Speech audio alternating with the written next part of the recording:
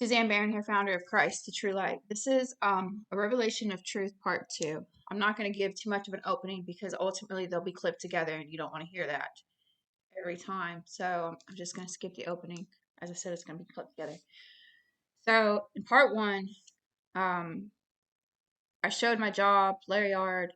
I showed my house that I lived in on Old Bethel. Get off that leather. Sorry, I got leather furniture and a cat with claws. So I showed all of that. All right, now it was in this house that I relapsed again. I was in 3 years in that home, 3 year of sobriety in that home. Well, I didn't live in that home the full 3 years, but it was in that house I had the dream. But I relapsed in that home. Okay, the drug of choice, crack cocaine.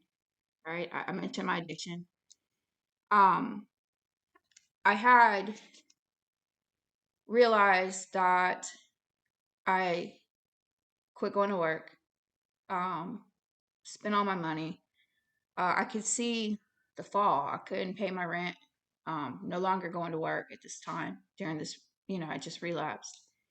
Um, I was never one to stay high for very long. I built my life up, relapsed 2 or 3, 4 months tops, and I'd be back in jail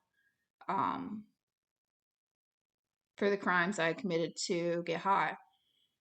So I was never a full-fledged addict. I've said these things. Like, you have people who use drugs for many, many, many years, and then they say that the schizophrenia and the mental instability and stuff like that is because of the drugs.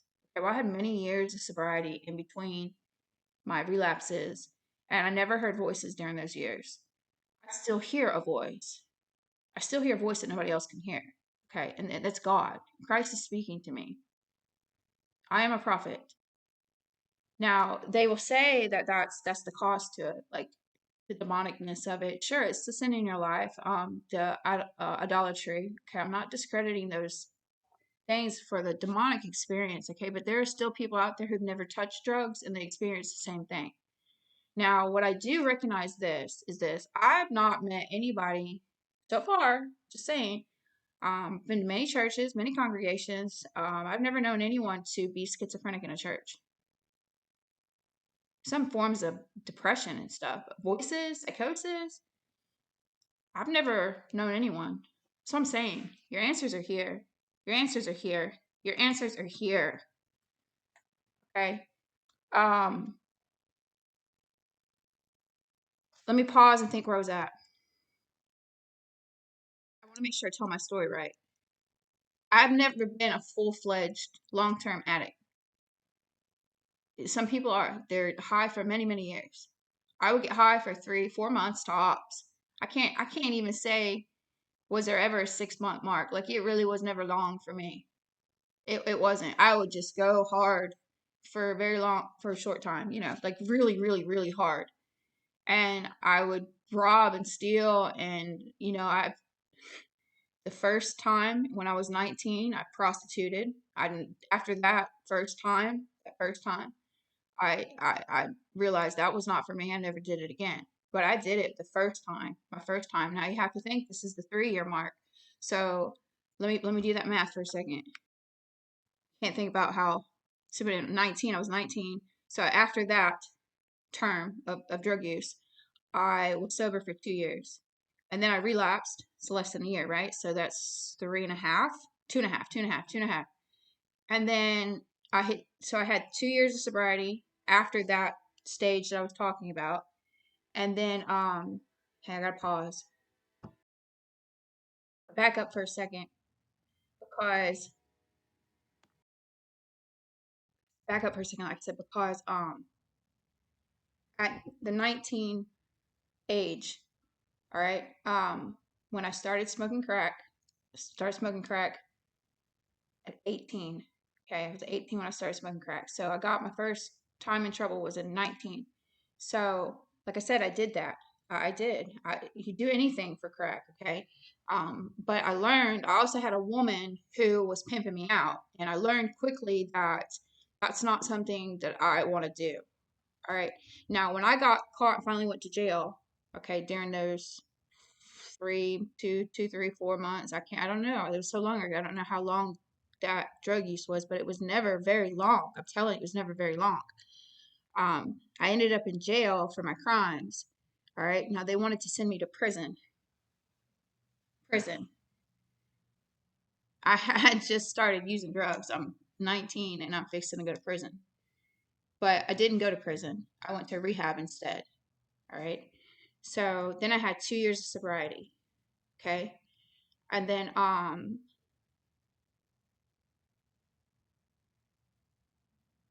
to think, I want to get this right. No, that's not correct. See, I'm trying to get it right. That's not correct. I did 6 months in jail that first time. That's the true answer. I did do rehab, but just hang on. I had to think about it because when I went to jail the first time, I didn't get out. Nobody bonded me out, and I set 6 months. At 6 months, that's the truth. Okay, and then I came out clean. All right. So this is accurate now. I got it accurate now. All right. So I went to jail. Okay, and then I set 6 months. I didn't take the probation or anything. I said 6 months. I wanted to stay clean. So I decided to take 6 months. It's not the first time I've done that. I've actually turned myself into jail. I've revoked my own bond. Somebody who wanted to get help. I didn't want to live the life I was living. And my pastor knows this. If he ever watches this, he knows that that's true about me. I did not want to live that type of life. Okay. So then I did the 2 years of sobriety. All right. And that's that. At the end of that one, that's when I did the rehab, the almost went to prison thing. That's the truth. Now, when I got out of rehab, moved in with my mom, got my daughter back. Each time I got my daughter back immediately. She'd never been in DCF. I've never had to deal with foster system. I've never had to do any of that. DCF has never been involved in my life with my daughter. Never. All right. So did the rehab. I moved into that home. All right.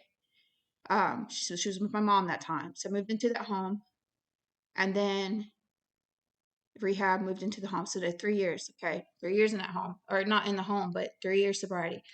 When I relapsed, as I said, I lost my job.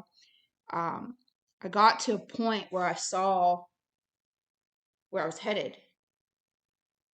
I saw where I was headed, and my daughter was hungry, and I couldn't feed her. I had spent all my money. I didn't have any food to feed her, and I was high. I made a phone call to a close person of mine. She's not a relative. My daughter calls her grandmother. She's been there since my daughter was 2 months old. I used to date her son. I talk about her son sometimes. He's the one who led me to Olean's Lane. He's like a brother to me. Okay, I'm like away from all those people. I have not talked to this woman in almost 2 years. But she had. I called her this time, not my mom. I called her. She was out of state. I called her. I said, I'm high. Am I recording yet? I'm in the bedroom. I cannot feed my daughter. I'm fixing to lose everything. I admitted that. Do you know how hard it is for an addict to do that? Somebody who's using drugs? I understand how hard it is because I've done it. I've done it more than once. I've done it more than you would think. My pastor, if he ever watches this, he knows that's true. I didn't want to live that life. Now, the only person I can give credit to for that in me is Christ in me. I found God. In that home, I had that dream where I would find him. The only person I can think to give credit to for that is Christ in me. Wanting to live, needing to live. Everything in my life has happened for a reason. I was an addict for a reason. So that I could see something deeper, a spiritual deeperness. This is the truth. Because addicts don't do this. There may be one time. Then they get their life together and they don't mess up again. I've done it 100 times, not 100. Just making a statement. Okay, I'm not saying it to be boastful. I'm saying it to hopefully get you to understand that there is God in me. Okay? I had to live a certain type of life in order to see something deeper. That man of sin, that viper that we are not preaching about in our congregations. I would not have seen him if I had not lived the life I lived. Called her. And I said, I can't feed her. I need you to come get her. She said, I'll be there in the morning. She worked for a contracting name. I don't know the name of it. It's changed. APAC. If you recognize that name. Okay. She built interstates. She traveled per diem for hotels and stuff like that. And she had a camper though. So she came and got her. She was 6 years old. She came and got her. 7. Might have been a year past the dream. It might have been a year past the dream. 7.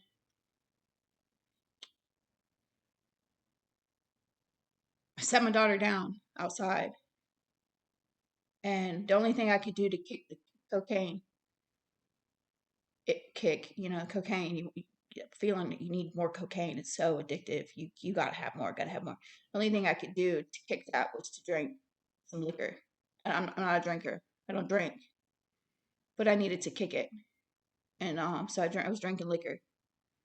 And I sat on the porch, and I'll tell you, I've always been honest with my daughter. Even at that age, I've always been honest with my daughter.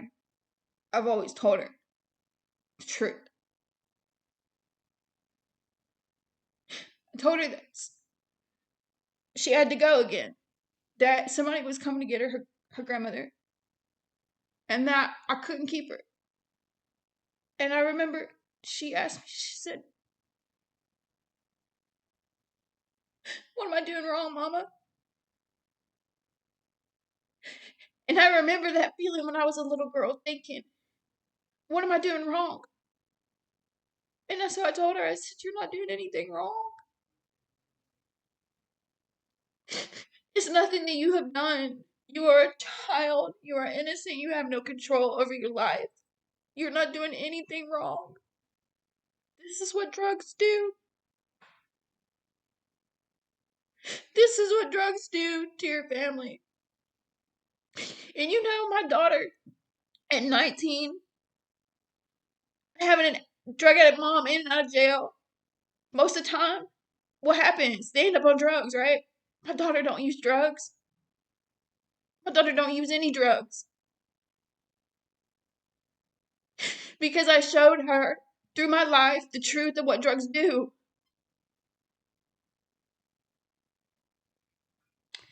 So, her name is Tammy. She calls her Bam Bam.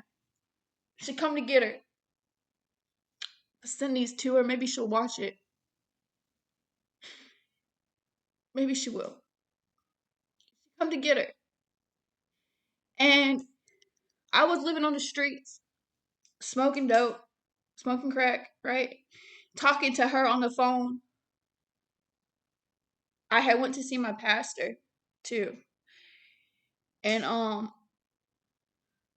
was like, I had even after that, I had never been that bad before. I was now I hold my weight well, okay? I hold my weight very well. I got a lot of muscle mass on me. Very, very, very fit in some areas ish, working on mechanics and stuff, got broad shoulders, muscles, okay? I got muscles. So I can look smaller than what I weigh. Always been that way. But I want you to imagine, usually I look about 125, 130, weighing about 145, 150. Okay. When I finally went to jail, they put me on the scale, it was 115 pounds. 115. I have never been below 125. 125 was like early 17, 18. I couldn't hit 140, 125 now if I wanted to. I was 115 pounds. I'll put a mugshot picture of what that looked like.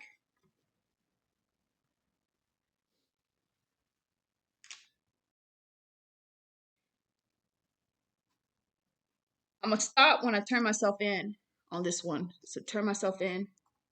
That's where I'm going to stop on this one because that's where the next story takes place. It begins right there. All right. So I was in Miramar Beach hanging out with some dude that I shouldn't have been hanging out with.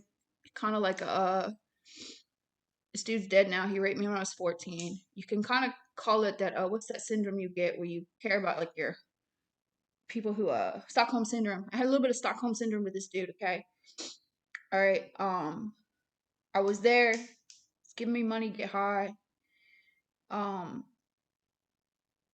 it's directly, because where I grew up as a teenager, is directly across the street from Camp Gulf in Miramar Beach, Florida. And it's in that campground that the church is at that I talk about my pastor. Um, that my mom took us to when we were teenagers. So I've known this man since I was 13.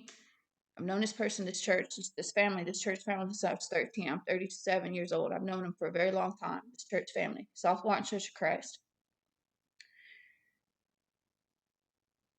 I didn't intend to go to see him, but I'm living this life like I need help, and I know I need help. And so I went across the street to see him. Now there was a lot of people there. I probably would have opened up, honestly, right there. But he, doing the introduction with his kids, the new church members, there was too many people. So I lied and said I was looking for a job. I was not there to look for a job. That was a lie. We trade phone numbers. He tells me to come to church. Now, you can go into church and high out of your mind. So I didn't go. And he texted me. And he said, I missed you at church. And so I lied, said I had to go back to Crestview for something.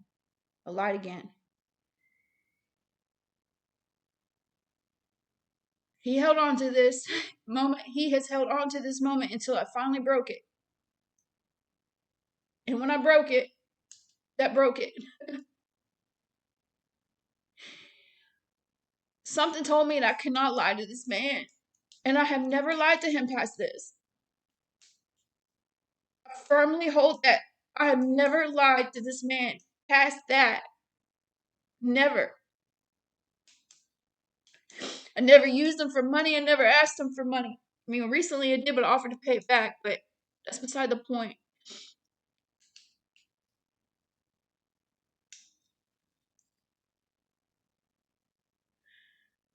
Something told me I could lie to him. So I started texting him the truth. I was telling him I was high, I was using drugs, crime. I'm texting this man all this stuff while I'm hitting the pipe. He tells me, come, I'll help you. And I said, I can't do that right now. I said, can I burn that bridge? I don't want to burn that bridge. I'm not ready. Something told me, I'm telling you, that's God, but he's not here. Something told me not to lie to this man. And so I told him the truth.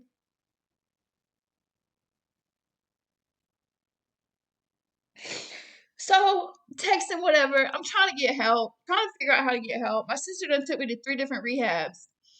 And I'm going to tell you, those rehabs, when they listened to my story, because I had already been in rehab, I had learned something about being clean. I had learned something about some drugs. I had already learned something. And I'm going to tell you what they said.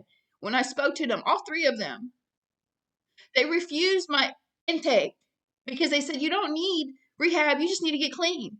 Because they ask you all these questions. And I answered them. They said, you don't need rehab. You just need to get clean. Because I was telling them everything they was fixing to teach me. It's weird. And so they booted me out. The last one I slept 3 days on a homeless shelter trying to get into the thing. I had to go get detoxed first. I'm in the middle of the hood at a homeless shelter in Panama City. Crack is all over me. You know how hard that was to stay clean them 3 days? And they refuted me too. So back on the streets. This is the truth. Now, it was the woman who had my daughter, Tammy. This is what she told me. She said, if you really want to get clean and you really want help, go to Walmart and steal something on camera and get caught intentionally. You know what I did? I did just that. I did just that. And I went to jail. But I had other crimes and stuff that were like, you know how you can do a crime and not go to jail that day? Where they have like to do the warrant search and this, that, and the other, put the warrant out on you before they can even arrest you. I had a couple of those things going on already. So I could have just waited. Eventually, I could have just turned myself in. But see, I didn't know that at the time. You don't always know that. Sometimes you think you're getting away with something and you don't realize you're fixing to get caught. But that's what I did. 20 minutes, I'm going to stop here. There'll be a part 3. I will finish my story.